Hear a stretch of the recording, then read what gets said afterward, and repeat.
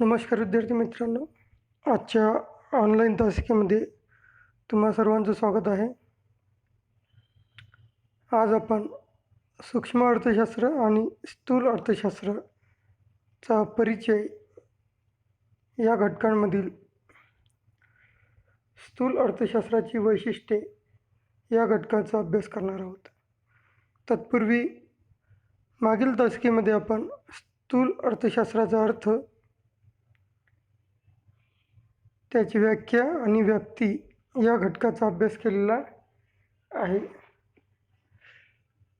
त्यावरून आपल्याला ढोबळमानाने लक्षात आलं असेल की स्थूल अर्थशास्त्रामध्ये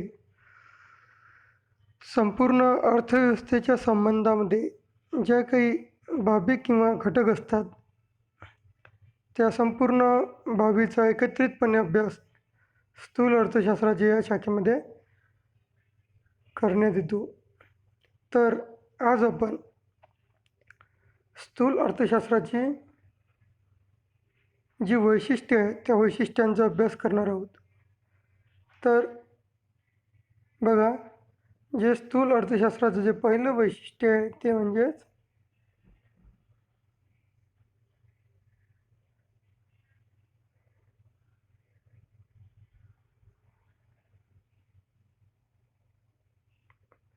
समग्र घटकांचा अभ्यास.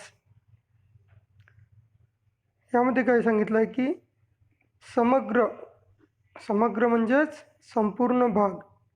या शब्दावरूनच आपल्या लक्षात येईल की संपूर्ण घटकांचा म्हणजे समग्र घटकांचा अभ्यास.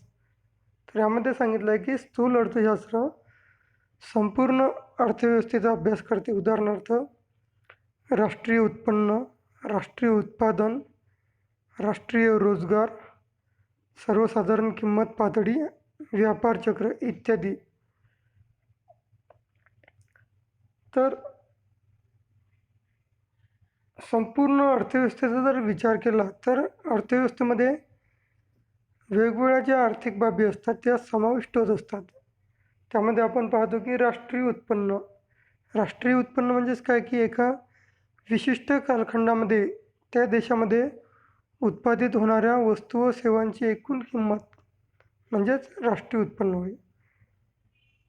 त्यासोबतच राष्ट्रीय उत्पादन संपूर्ण देशामध्ये एका विशिष्ट कालखंडामध्ये जेवढ्या वस्तू आणि सेवा उत्पादित झाल्या असेल त्याला म्हटलं आहे राष्ट्रीय उत्पादन. राष्ट्रीय रोजगार म्हणजेच संपूर्ण देशामध्ये जी रोजगाराची स्थिती असेल त्याला म्हटलं आहे संपूर्ण रोजगार किंवा राष्ट्रीय रोजगार. आणि सर्वसाधारण किंमत पातळी सोबत व्यापार चक्र म्हणजेच संपूर्ण देशाच्या अर्थव्यवस्थेशी संबंधित जे काही बाबी असतात त्या बाबींचा अभ्यास आपल्याला स्थूल अर्थशास्त्राच्या शाखेमध्ये करावं लागतं. म्हणून संपूर्ण अर्थव्यवस्थेच्या संबंधीमध्ये जे काही बाबी असतील किंवा जे काही समग्र घटक असतील त्या समग्र घटकांचा अभ्यास कोण करतं तर स्थूल अर्थशास्त्राच्या शाखेमध्ये करण्यात येतो. त्यानंतर दुसरं जे वैशिष्ट्य आहे ते आहे उत्पन्न सिद्धांत. बघा, आपण जेव्हा सूक्ष्म अर्थशास्त्राचा अभ्यास केला त्यामध्ये आपण पाहिलं की सूक्ष्म अर्थशास्त्राला काय म्हटलं आहे की किंमत सिद्धांत म्हटलेला आहे. आणि इथे काय म्हटलं आहे की जे स्थूल अर्थशास्त्राची शाखा आहे त्याला काय म्हटलं आहे उत्पन्न सिद्धांत. फरक सुद्धा आपल्याला लक्षात आला असेल. सूक्ष्म अर्थशास्त्राला किंमत सिद्धांत आणि स्थूल अर्थशास्त्राला उत्पन्न सिद्धांत असं म्हटलं गेलेलं आहे. दोन शब्द लक्षात ठेवा. यामध्ये काय सांगितलं की स्थूल अर्थशास्त्र राष्ट्रीय उत्पन्नाची संकल्पना, त्याचे विविध घटक, मापन पद्धती आणि सामाजिक लेखांकनांचा अभ्यास करते. ते एकूण मागणी व एकूण पुरवठ्याशी संबंधित आहे. तसेच राष्ट्रीय उत्पन्नातील चढउतार, व्यापार चक्रातील तेजी मंदी यांच्या कारणांचे व बदलांचे स्पष्टीकरण करते. काय म्हटलं तर स्थूल अर्थशास्त्र राष्ट्रीय उत्पन्नाची संकल्पना, राष्ट्रीय उत्पन्नाची जी संकल्पना आहे किंवा त्याचे जे विविध घटक असतील, राष्ट्रीय उत्पन्न मोजण्यासाठी जे काही घटक असतील त्या घटकांचा अभ्यास आपल्याला स्थूल अर्थशास्त्राच्या शाखेमध्ये करावा लागतो. त्यासोबतच त्याची मापन पद्धती म्हणजे कोणत्या माध्यमातून राष्ट्रीय उत्पन्नाचे मापन करण्यात येते आणि सामाजिक लेखांकनाचा अभ्यास करते. बघा, अशा प्रकारे राष्ट्रीय उत्पन्नाची संकल्पना म्हणजे राष्ट्रीय उत्पन्न म्हणजे नेमकं काय, त्याचे जे विविध घटक आहे, त्यासोबतच राष्ट्रीय उत्पन्न कशा प्रकारे मोजायचं, कुठलाही घटक मोजण्यासाठी एक विशिष्ट मापन पद्धती असते. त्याचप्रमाणे राष्ट्रीय उत्पन्न मोजण्यासाठी सुद्धा एक विशिष्ट अशी मापन पद्धती आहे. आणि सामाजिक लेखांकनाचा अभ्यास या सर्व घटकांचा अभ्यास कोण करतं तर स्थूल अर्थशास्त्राच्या शाखेमध्ये करण्यात येतो. त्यामध्ये काय म्हटलं की ते एकूण मागणी व एकूण पुरवठ्याशी संबंधित आहे. बघा, हे कशाशी संबंधित आहे तर एकूण मागणी आणि एकूण पुरवठा या दोन घटकांशी हे संबंधित आहे. त्यासोबतच राष्ट्रीय उत्पन्नातील चढउतार. आता बघा, कुठल्याही देशाचं जे राष्ट्रीय उत्पन्न असतं ते एकसारखं नसतं किंवा सातत्याने त्यामध्ये एकसारखेपणा नसतो. त्यामध्ये आपण चढउतार बघत असतो. व्यक्तीचं उत्पन्नसुद्धा तसं असतं, चढउतार होत असतं. त्यासोबतच जे देशाचे उत्पन्न असते ते सुद्धा कमी जास्त होत असते. त्यामध्ये सुद्धा बदल होत असतात, चढउतार होत असतात. त्यासोबतच व्यापार चक्र जे असतात त्यामध्ये सुद्धा बदल होत असतात. कधी तेजीची स्थिती असते किंवा कधी मंदीची स्थिती असते. आपल्याला माहिती आहे की सर्वसामान्य आपण व्यवहारामध्ये शब्द वापरतो की शेअर मार्केटमध्ये किंवा बाजारामध्ये तेजी आहे किंवा मंदी आहे, अशा प्रकारचे शब्द आपल्याला ऐकायला मिळतात. तर स्थूल अर्थशास्त्राच्या शाखेमध्ये आपण हे जे तेजी मंदी आहे याचे जे कारणं आहेत त्या कारणांचा आणि बदलांचा स्पष्ट अभ्यास आपल्याला स्थूल अर्थशास्त्राच्या शाखेमध्ये करावा लागतो. म्हणजेच त्या देशामध्ये तेजीची कारणे कुठली असेल किंवा मंदीची कारणे कुठली असेल याचा सविस्तरपणे अभ्यास आपल्याला स्थूल अर्थशास्त्राच्या शाखेमध्ये करावा लागतो. त्यानंतर तिसरं जे वैशिष्ट्य जे सांगितलेलं आहे ते म्हणजे सर्वसाधारण समतोलाचे विश्लेषण. काय सांगितलं यामध्ये बघा, सर्वसाधारण समतोल यामध्ये सांगितले की स्थूल अर्थशास्त्र एकूण घटकांच्या वर्तनाशी आणि त्यांच्या कार्यपद्धतीशी संबंधित आहे. सर्वसाधारण समतोल संपूर्ण अर्थव्यवस्थेतील मागणी, पुरवठा व किंमत यांच्या वर्तनाशी निगडीत आहे. बघा, काय म्हटलं आहे की सर्वसाधारण समतोल म्हणजे संपूर्ण देशामधील जे काही अर्थव्यवस्था असेल किंवा जे एकूण घटक असतील याच्या वर्तनाशी आणि त्याच्या कार्यपद्धतीशी संबंधित आहे. आता संपूर्ण अर्थव्यवस्थेमध्ये जर आपण पाहिलं तर एकूण उत्पन्न असेल, राष्ट्रीय उत्पन्न असेल, गुंतवणूक असेल, रोजगार असेल, हे सर्व जे काही घटक असतील त्यांच्या एकूण वर्तनाशी आणि त्यांची जी कार्यपद्धती असेल त्या कार्यपद्धतीशी संबंधित आहे. तसेच सर्वसाधारण जो समतोल आहे तो संपूर्ण अर्थव्यवस्थेतील मागणी पुरवठा व किंमत यांच्या वर्तनाशी निगडीत आहे. बघा, आपल्याला माहिती आहे की कुठल्याही वस्तूची किंमत कशी निर्धारित होत असते तर त्या वस्तूच्या मागणी आणि पुरवठ्यानुसार निश्चित होत असते. आणि यामध्ये काय सांगितलं आहे की मागणी आणि पुरवठ्यानुसार किमतीमध्ये कशा प्रकारे बदल होत गेला म्हणजे त्याचे वर्तन कसे आहे याच्या साधारण समतोलाशी जे अर्थव्यवस्थेत मागणी आणि पुरवठा निगडीत आहे त्याचा अभ्यास आपल्याला स्थूल अर्थशास्त्राच्या शाखेमध्ये करावं लागतं. म्हणूनच काय म्हटलं आहे की इथे सर्वसाधारण समतोलाचे विश्लेषण अशा प्रकारे तिसरं वैशिष्ट्य सांगितलेलं आहे. त्यानंतर चौथं जे वैशिष्ट्य सांगितलेलं आहे ते म्हणजेच परस्परावलंबन. बघा, यामध्ये काय सांगितलं की स्थूल विश्लेषणात हे एकूण आर्थिक चले उदाहरणार्थ उत्पन्न, उत्पादन, रोजगार, गुंतवणूक, किंमत पातळी यासारख्या आर्थिक चलांचे परस्परावलंबन लक्षात घेतले जाते. उदाहरणार्थ गुंतवणूक पातळीत होणाऱ्या बदलांचा अंतिम परिणाम उत्पन्न, एकूण उत्पादन, रोजगार आणि अखेरीस आर्थिक वृत्तीच्या पातळीवर होतो. म्हणजेच काय म्हटलं, परस्परावलंबन जे अर्थव्यवस्थेतील वेगवेगळे घटक असतील त्याचे काय आहे, एकमेकावर अवलंबित्व आहे किंवा परस्पर अवलंबन आहे. म्हणजेच एक घटक दुसऱ्यावर अवलंबून आहे. जसं उत्पन्न असेल, उत्पादन असेल, रोजगार असेल, गुंतवणूक असेल, किंमत पातळी असेल, यासारखे जे आर्थिक चल आहेत ते कसे आहे, एकमेकावर परस्पर अवलंबित्व आहे, म्हणजे एकमेकावर अवलंबून आहे. एका घटकाचा परिणाम दुसऱ्या घटकावर होतो, दुसऱ्या घटकाचा परिणाम हा तिसऱ्या घटकावर होतो. अशा प्रकारे ही जी साखळी असते, ती साखळी अर्थव्यवस्थेमध्ये सातत्याने चालत आहे. म्हणजे त्यांचे परस्पर अवलंबन एका घटकापासून दुसऱ्या घटकावर, दुसऱ्या घटकापासून तिसऱ्या घटकावर असे परिणाम होत असतात. जर आपण पाहिलं उदाहरणादाखल तर गुंतवणूक पातळीत होणाऱ्या बदलांचा अंतिम परिणाम हा कशावर होत असतो, म्हणजे गुंतवणूक त्या देशामध्ये किती भांडवलाची गुंतवणूक झाली आहे त्याचा जर अंतिम परिणामांचा अभ्यास केला तर त्याचा अंतिम परिणाम जर आपण पाहिला तर उत्पन्न वाढेल. बरोबर आहे. गुंतवणूक केली तर काय वाढणार आहे, उत्पन्न. उत्पन्न वाढलं तर काय होईल, एकूण उत्पादनामध्ये वाढ होईल, त्यानंतर रोजगारामध्ये वाढ होईल आणि सर्वात शेवटी कशी काय वाढेल की देशाची जी आर्थिक वृद्धी असेल त्या वृद्धीवर त्याचा परिणाम होईल आणि वृद्धीची पातळी वाढेल. अशा प्रकारे सुरुवातीचा घटक कोणता होता, गुंतवणूक. परंतु त्याचा अंतिम किंवा अखेरचा परिणाम कशावर झाला तर आर्थिक वृद्धीवर झाला. म्हणजेच एका घटकाचा परिणाम दुसऱ्या घटकावर, दुसऱ्याचा तिसऱ्या घटकावर, अशा प्रकारे एका घटकापासून शेवटच्या घटकापर्यंत त्या घटकामध्ये बदलाचा परिणाम झालेला आहे. अशा प्रकारे हे जे वैशिष्ट्य आहे ते वैशिष्ट्य म्हणजे परस्पर अवलंबन. लक्षात आलं.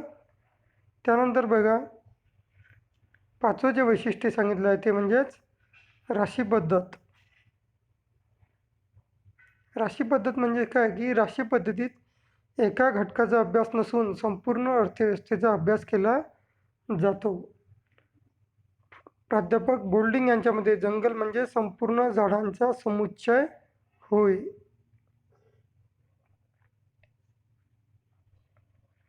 परंतु त्यात एका विशिष्ट झाडाचे गुणवैशिष्ट्ये दिसून येत नाही. यातून सूक्ष्म अर्थशास्त्र व स्थूल अर्थशास्त्र यातील फरक दर्शविला जातो. बघा काय म्हटलं आहे की राशी पद्धत. राशी पद्धत म्हणजेच काय की यामध्ये संपूर्ण अर्थव्यवस्थेला काय समजलं आहे की एक रास समजलं आहे आणि यामध्ये जे अर्थव्यवस्थेतील वेगवेगळे घटक असतात त्या घटकांचा स्वतंत्रपणे अभ्यास न करता त्याचा एकत्रितपणे अभ्यास या स्थूल अर्थशास्त्राच्या शाखेमध्ये करण्यात येतो. म्हणजेच त्याला काय म्हटलं आहे, राशी पद्धत. जसं राशीमध्ये वेगवेगळे घटक असतात त्याचप्रमाणे अर्थव्यवस्थेतील जे वेगवेगळे घटक असतात त्या वेगवेगळ्या घटकांचा एकत्रितपणे अभ्यास आपल्याला स्थूल अर्थशास्त्राच्या या शाखेमध्ये करावा लागतो. बघा, प्राध्यापक बोल्डिंग हे जे अर्थशास्त्रज्ञ आहेत त्यांनी काय म्हटलं आहे की जंगल म्हणजे संपूर्ण झाडांचा समुच्चय होय. त्यांनी काय म्हटलं की जंगल म्हणजे संपूर्ण झाडांचा एक समुच्चय होय, परंतु त्यात एका विशिष्ट झाडाची गुणवैशिष्ट्ये दिसून येत नाही. बघा, आपल्याला माहिती आहे की जंगलामध्ये वेगवेगळ्या प्रकारच्या झाडांचे अस्तित्व असते. वेली असतील, फुलझाडं असतील, फळझाडं असतील, म्हणजे जंगलामध्ये सर्व प्रकारची झाडे आपल्याला पाहायला मिळतात. त्याचप्रमाणे प्राध्यापक बोल्डिंग यांनी अर्थव्यवस्थेला काय समजलं आहे, एक जंगल असं संबोधलं. म्हणजे ज्याप्रमाणे जंगलामध्ये वेगवेगळ्या प्रकारची झाडे असतात त्याचप्रमाणे अर्थव्यवस्थेमध्ये सुद्धा काय असतात, वेगवेगळी देश चालवण्यासाठी किंवा अर्थव्यवस्था सुरळीतपणे चालण्यासाठी वेगवेगळे घटक असतात. जसं उत्पन्न, रोजगार, गुंतवणूक, बचत, तेजी मंदी, व्यापार चक्र, आयात निर्यात, हे जे काही घटक आहे हे घटक म्हणजे ज्याप्रमाणे जंगलामध्ये वेगवेगळी झाडे आहेत त्याचप्रमाणे हे घटक म्हणजेच काय, त्याचे झाडे आहे. आणि यातून जंगलामध्ये जसं विशिष्ट झाडाची गुणवैशिष्ट्ये दिसून येत नाही, आपण संपूर्ण जंगलांचा एकत्रितपणे अभ्यास केला तर आपल्याला वेगवेगळ्या झाडाची गुणवैशिष्ट्ये दिसून येणार नाहीत. त्याचप्रमाणे जेव्हा आपण स्थूल अर्थशास्त्राचा अभ्यास करतो तेव्हा आपण जे अर्थव्यवस्थेतील वेगवेगळे घटक आहेत त्या अर्थव्यवस्थेतील घटकांचा त्यांची स्वतंत्रपणे वैशिष्ट्ये लक्षात येत नाही. म्हणजेच आपण काय संबोधलं त्याला संपूर्ण जे घटक आहे त्याला एकच रास असं संबोधलेलं आहे. म्हणून त्याची स्वतंत्रपणे जी गुणवैशिष्ट्ये असतील ते दिसून येत नाही. अशा प्रकारे प्राध्यापक बोल्टिन यांनी यांना संबोधलेलं आहे. आणि यातून सूक्ष्म अर्थशास्त्र व स्थूल अर्थशास्त्र यातील आपल्याला फरक दर्शविला जातो. जसं सूक्ष्म अर्थशास्त्रामध्ये सर्व घटकांचे विभाजन लहान लहान घटकामध्ये करण्यात येऊन त्याचा स्वतंत्रपणे अभ्यास करण्यात येतो. परंतु स्थूल अर्थशास्त्रामध्ये आपण काय करतो की सर्व घटकांना एकत्रित करतो आणि त्या एकत्रित केलेल्या घटकांचा आपण अभ्यास करतो. अशा प्रकारे जसा जंगलाचा आपण अभ्यास करतो त्याचप्रमाणे त्या जंगलामध्ये वेगवेगळे घटक असतील, झाडे असतील, वेली असतील, वृक्ष असतील, त्याचप्रमाणे अर्थव्यवस्थेमध्ये सुद्धा जे वेगवेगळे घटक असतात त्याचा आपण समुच्चयामध्ये अभ्यास करतो. त्यालाच काय म्हटलं आहे, राशी पद्धत. त्यानंतर बघा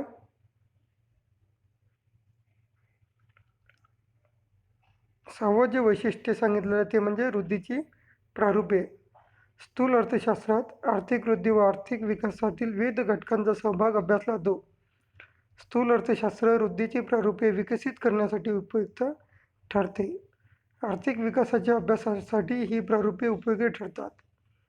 विकासाच्या वृद्धी अभ्यासासाठी उदाहरणार्थ मूलभूत व अवजड उद्योगावर भर देणारे महालनोबिस वृद्धी प्रारूप.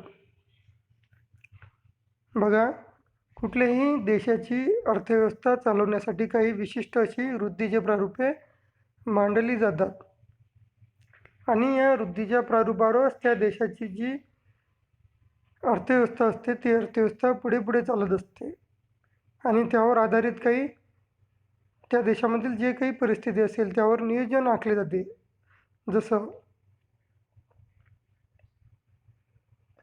काही देश अविकसित असतील, काही देश विकसनशील असतील किंवा काही देश विकसित असतील. म्हणजेच जर आपण आपल्या देशाचं उदाहरण पाहिलं, आपला देश हा कसा आहे, विकसनशील देश आहे. आपला देश पूर्णपणे विकसितही नाही आणि अविकसितही नाही. आपला देश विकसनशील आहे. म्हणून आपल्या देशामधील जे काही अविकसित घटक असतील किंवा काही घटक विकसित झालेले असतील किंवा काही घटक कमी विकसित झालेले असतील तर त्या घटकांचा विकास करण्यासाठी काही प्रारूपे मांडण्यात येतात. जसं शेतीचा विकास करण्यासाठी वेगळे प्रारूप असेल, उद्योगधंद्यांचा विकास करण्यासाठी वेगळे प्रारूप असेल आणि त्या प्रारूपावर आधारित त्या देशाची अर्थव्यवस्था अवलंबून असते.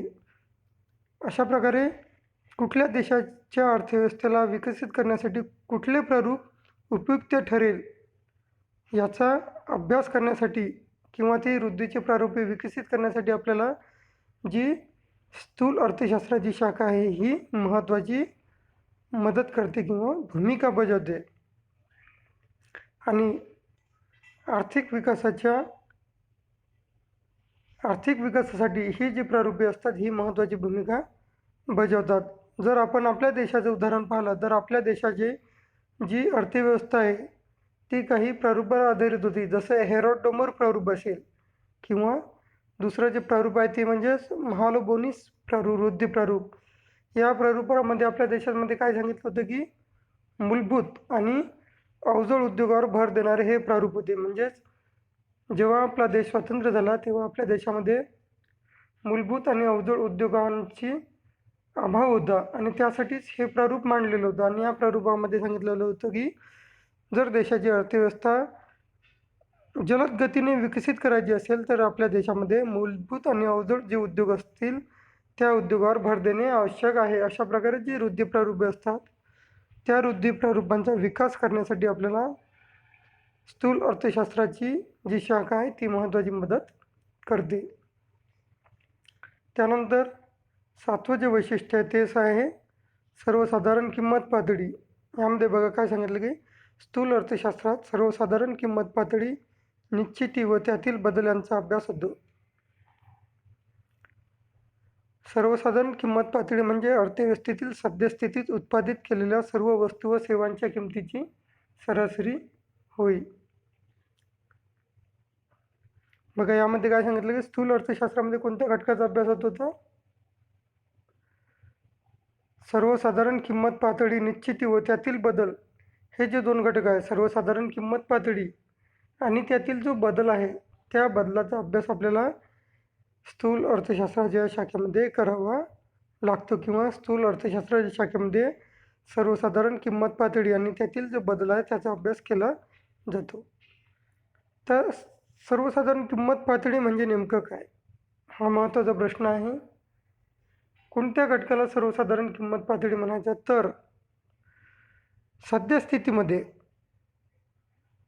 उत्पादित ज्या काही वस्तू असेल, उत्पादित केलेल्या ज्या काही वस्तू असतील, त्या वस्तू आणि ज्या सेवा असतील त्यांच्या किमतीची काय आहे, सरासरी आहे. बघा काय म्हटलं आहे,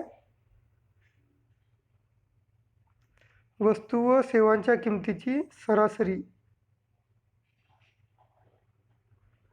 महत्त्वाचा शब्द आहे. सर्वसाधारण किंमत पातळी म्हणजेच काय की वस्तू व ज्या सेवा असतील त्या किमतींची काय आहे, सरासरी. समजा संपूर्ण देशामध्ये 100 वस्तू उत्पादित झालेल्या असेल आणि त्या वस्तूची किंमत वेगवेगळी असेल, महाराष्ट्रामध्ये वेगळी असेल, पंजाबमध्ये वेगळी असेल, केरळमध्ये वेगळी असेल किंवा आसाममध्ये वेगळी असेल. परंतु जेव्हा आपण संपूर्ण देशाचा अभ्यास करतो तेव्हा त्या देशाची सर्वसाधारण किंमत पातळी विचारात घेतली जाते आणि म्हणूनच संपूर्ण देशामध्ये त्या वस्तूची जी काही किंमत असेल त्या किमतीची काय काढली जाते, तर सरासरी काढली जाते आणि ती सरासरी काढून त्यातील जे बदल आहे त्या बदलांचा अभ्यास आपल्याला स्थूल अर्थशास्त्राच्या शाखेमध्ये करावा लागतो. अशा प्रकारे संपूर्ण देशामधील आपल्याला एकसारखी किंमत निश्चित करून आपण त्याचा अभ्यास करू शकतो. त्यानंतर 8वं जे वैशिष्ट्य आहे ते म्हणजेच धोरणाभिमुख.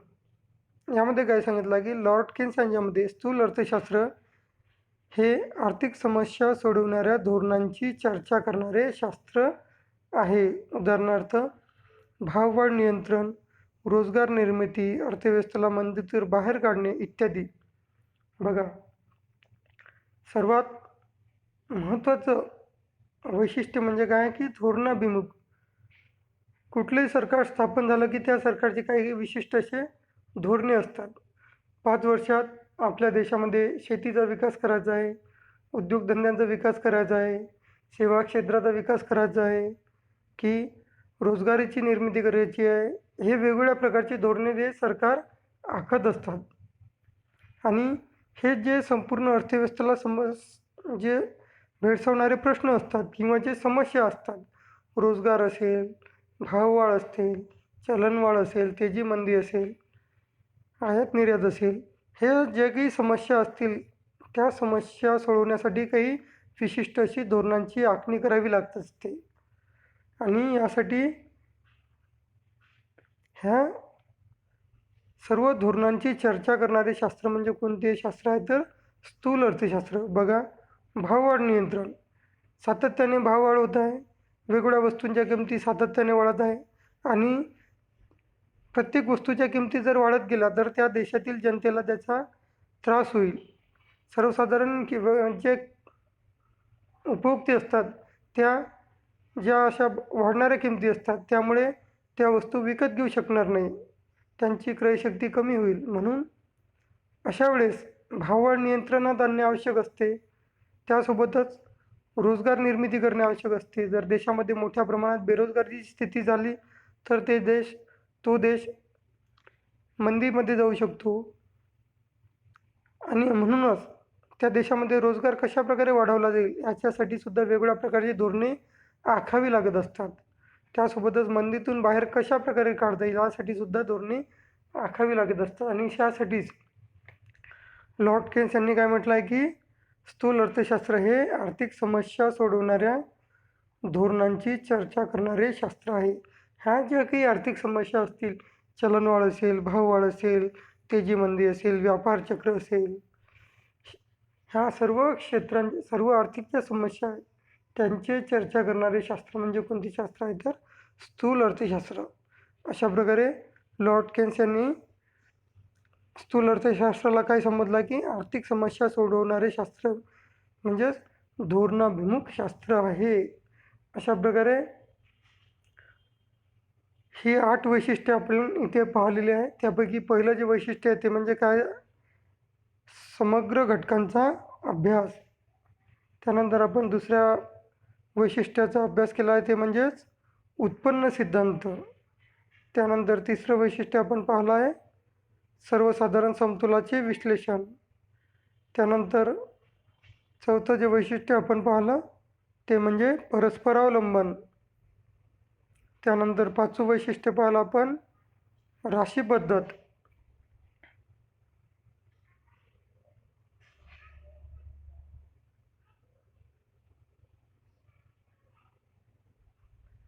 त्यानंतर सहावं वैशिष्ट्य आपण अभ्यासलं आहे ती म्हणजे वृद्धीचे प्रारूपे. सातवं वैशिष्ट्य अभ्यासलं आपण सर्वसाधारण किंमत पातळी.